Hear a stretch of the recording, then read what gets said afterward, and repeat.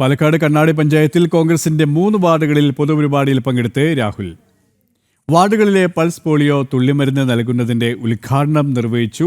MLA വരുന്നത് വിവരം അവസാന നിമിഷമാണ് അറിയിച്ചത്. തുടർച്ചയായി 5 പരിപാടികളിലാണ് രാഹുൽ രഹസ്യമായി പങ്കെടുത്തത്.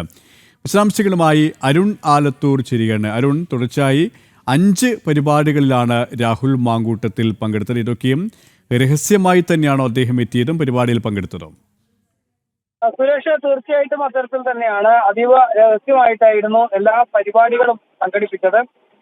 കഴിഞ്ഞ ദിവസമായിരുന്നു രാഹുൽ മാങ്കൂട്ടത്തിൽ പാലക്കാട് ഒരു KSRTC ബസിന്റെ ബാംഗ്ലൂരിലേക്കുള്ള ബസിന്റെ ഫ്ലാഗ് ഓഫ് കർമ്മം അതീവ രഹസ്യമായി നിർവഹിച്ചത്. രാത്രി ഏകദേശം ഒരു 9 മണിക്കൊക്കെ പോയായിരുന്നു KSRTC ബസ് സ്റ്റാൻഡിൽ ആ പരിപാടിയിൽ പങ്കെടുത്തത്. അതിനുശേഷം ഇന്നലെ വൈകിട്ട് ഒരു 7 മണിയോടുകൂടെയും കുടുംബശ്രീ അംഗങ്ങളുടെ ഒരു പരിപാടിയിലും പങ്കെടുക്കുകയുണ്ടായി.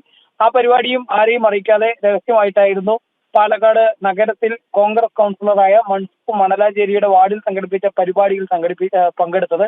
പിന്നാലെയാണ് ഇപ്പോൾ ഇന്ന് പിരായിരി ഭാഗത്തും അതുപോലെ തന്നെ കണ്ണാടി ഭാഗത്തൊക്കെ പരിപാടിയിൽ പങ്കെടുക്കുന്നതിന് വേണ്ടിയുള്ള നീക്കങ്ങൾ നടത്തിയത്. അതിൽ പിരായിരിയിൽ പരിപാടി നാളെയാണ് എന്നാണ് നമുക്ക് അറിയുന്നത്. കണ്ണാടി പഞ്ചായത്തിലാണ് ഇന്ന് കോൺഗ്രസിന്റെ 2 വാർഡുകളിൽ നടന്ന പൊതുപരിപാടികളിൽ രാഹുൽ പങ്കെടുത്തത്. വാർഡുകളിലെ പൾസ് പോളിയോ തുള്ളിമരുന്ന് നൽകുന്നതിന്റെ ഉദ്ഘാടനമാണ് നിർവഹിച്ചത്.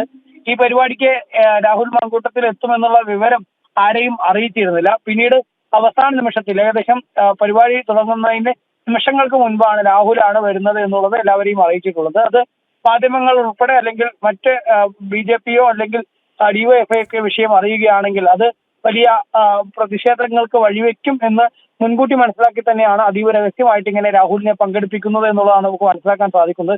ഏതായാലും രാഹുലിനെ നിരന്തരം ഇത്തരത്തിൽ അതീവ രഹസ്യമായി പാലക്കാട്ടെ പൊതുപരിപാടികളിൽ പങ്കെടുപ്പിക്കുകയാണ് കോൺഗ്രസ് ചെയ്യുന്നത്. പ്രത്യേകിച്ച് ഷാഫി പറമ്പിൽ പക്ഷത്തു നിന്നുള്ള കോൺഗ്രസ് നേതാക്കളാണ് കോൺഗ്രസിന്റെ വാർഡുകളിലും അതുപോലെ തന്നെ മറ്റ് പരിപാടികളിലും ഈ ക്ലബ്ബുകളുടെയും അതുപോലെ റെസിഡൻസ് അസോസിയേഷനുകളുടെയൊക്കെ പരിപാടികളിലും രാഹുലിനെ പങ്കെടുപ്പിക്കുന്നത്.